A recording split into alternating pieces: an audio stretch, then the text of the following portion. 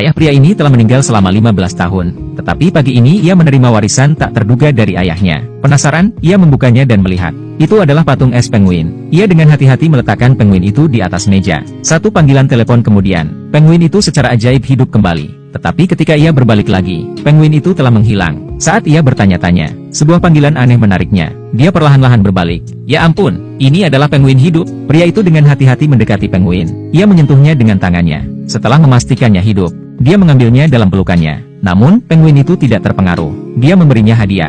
Pria itu tidak berdaya, tetapi ia tidak punya pilihan selain memasukkan penguin ke dalam bak mandi dengan es batu, dan bergegas pergi bekerja. Tetapi sedikit yang ia ketahui, ini bisa saja membunuhnya. Karena segera setelah pria itu pergi, penguin tidak bisa menahan kegembiraan dan kegembiraannya. Melompat dan melompat di bak mandi, dan bahkan mencoba terbang. Tetapi secara tidak sengaja menyalakan keran. Setelah beberapa saat, kolam air terisi. Penguin-penguin itu sangat bahagia. Bak mandi seperti samudra saat ini. Dia berenang di dalamnya. Di malam hari, Mike si pria pulang dari kerja. Ia hendak pergi ke toilet untuk memeriksa penguin itu. Dan ketika ia membuka pintu,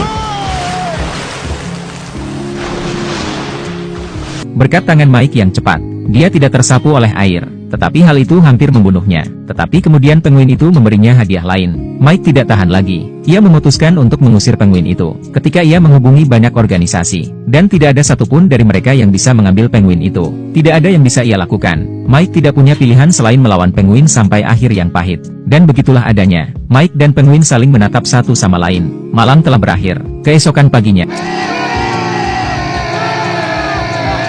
jam alarm penguin membangunkan Mike. Mike tidak tahan lagi. Ia melemparkan penguin itu tepat di luar pintu. Penguin itu tampaknya telah melekat pada Mike. Ia tidak ingin pergi. Jadi Mike melemparkan air dari vas ke lantai, mengambil penguin. Selamat tinggal. Mike senang bisa menyingkirkan penguin itu. Tetapi ia dihentikan oleh seorang penjaga keamanan tepat saat ia keluar dari lift. Petugas keamanan yang baik hati membantu Mike menemukan penguin itu. Mike segera menyangkalnya. Tetapi semua buktinya ada di sana. Mike tidak punya pilihan selain membawa penguin itu pergi. Untuk menjaga rahasia penjaga keamanan, dia juga membayar petugas keamanan untuk tutup mulut.